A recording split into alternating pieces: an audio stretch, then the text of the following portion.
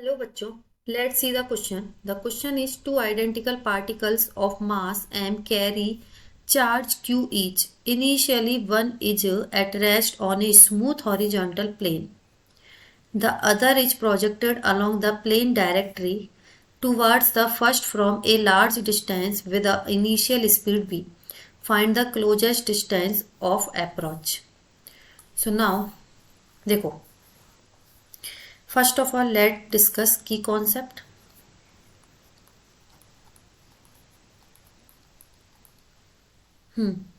Here we will discuss, otherwise we will use conservation of momentum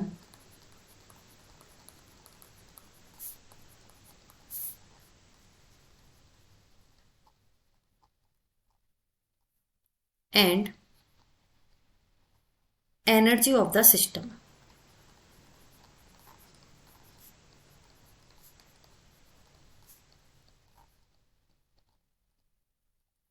तो देखो, यहाँ हम क्या कर रहे हैं, एक फिगर बना लेते हैं जिससे हमारा जो भी यहाँ हमें बोला गया है, दो आइडेंटिकल पार्टिकल है जिनका मास m है, चार्ज q है. सो नाउ देखो, when two particles are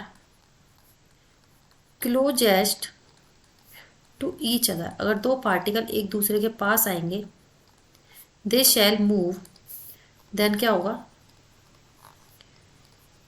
they shall move with the same velocity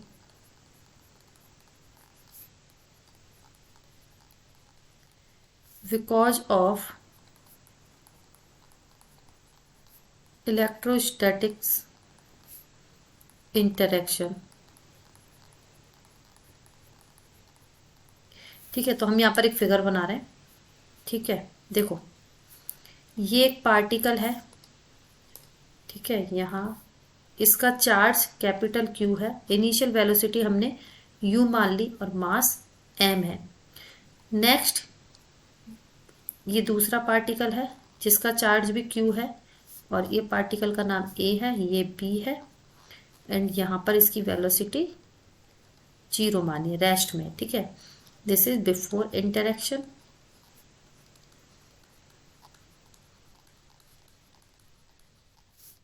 ठीक है, तो according to question, two identical, दोनों का मास सेम होगा, आइडेंटिकल है, और मास हमारा m है, चार्ज q है.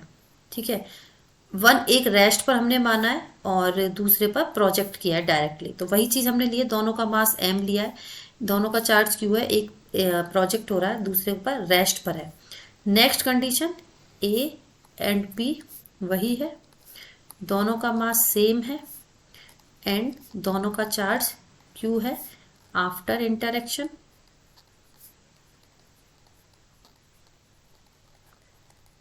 ठीक है, एंड दोनों सेम वेलोसिटी से, डेट इज v वेलोसिटी से मूव कर रहे हैं.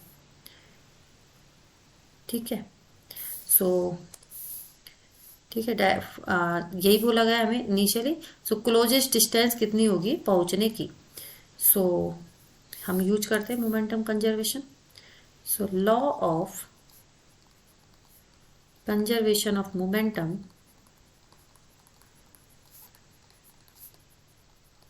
बिफोर कोलिजन और आफ्टर कोलिजन इक्वल कर देते हैं, तो कितना हो जाएगा, P initial is equal to P final, that is mu plus 0 is equal to mb plus mb, m से m कैंसिल आउट हो जाएगा, v is equal to u upon 2.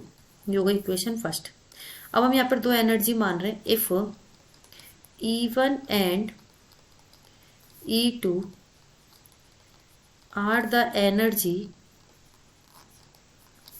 of the system before and after interaction,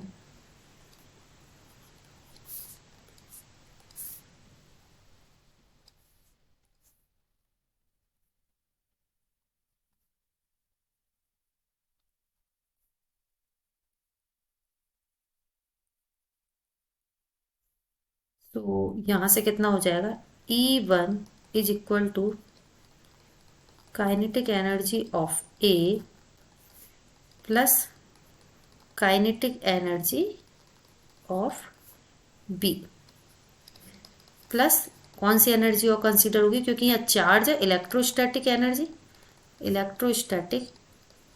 energy of the system. ठीक है, तो यहां से E1 हमारा कितना हो जाएगा, date is ½ mv² plus ½ mb²। ठीक है, और सॉरी E1 है तो वो तो 0 हो जाएगा हमारा। ठीक है, क्योंकि एक का चार्ज ही कंसीडर होगा, इलेक्ट्रोस्टैटिक एनर्जी भी। तो यह कितना रह जाएगा, ½mu² प्लस 0। तो ये हमारी हो जाएगी इक्वेशन सेकंड। E2 अगर हम निकालेंगे तो E2 भी हमारी ऐसी निकलेगी, ½ mv² plus ½ mv² plus 1/4πε0 q²/r। ठीक है, यहाँ हम यूज कर देते हैं, जो हमने फर्स्ट निकाली है यूज फर्स्ट। तो यहाँ से कितना हो जाएगा, E2 is equal to ½ common ले लेते हैं और 2 भी आ जाएगा, v² की जगह u/2 का whole square plus q²/4πε0 r। So इसको सॉल्व करेंगे तो वैल्यू हमारी कितनी रह जाएगी E2 की, E2 is equal to 1/4 mu²। ये 4 है हमारा, इसको थोड़ा अलग तरीके से ड्रॉ कर देते ताकि u और इसमें कंफ्यूजन ना हो। 1/4 mu² plus q²/4πε0 r। So यहाँ पर r क्या है, r इज द वो डिस्टेंस है, डिस्टेंस ऑफ क्लोजेस्ट अप्रोच।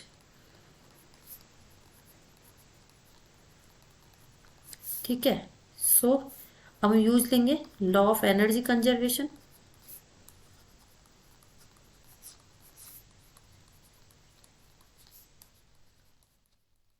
सो यहां से क्या आ जाएगा, E1 और E2 बराबर होंगे।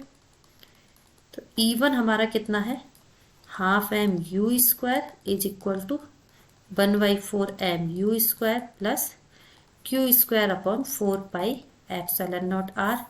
सॉल्व करने पर ये कितना रह जाएगा, 1/4 mu² is equal to q²/4πε0 r।